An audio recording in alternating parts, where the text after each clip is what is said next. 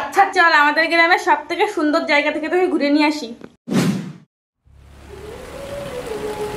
Wow কি সুন্দর জায়গা, চল না রিমি আমাকে একটা রিলস বানিয়ে দিবি। চল।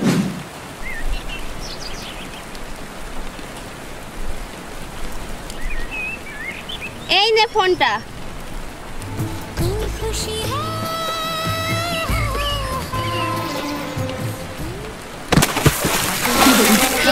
ইস এই জায়গাটা সুন্দর বলেছিলাম, এর থেকে আমাদের শহর অনেক ভালো।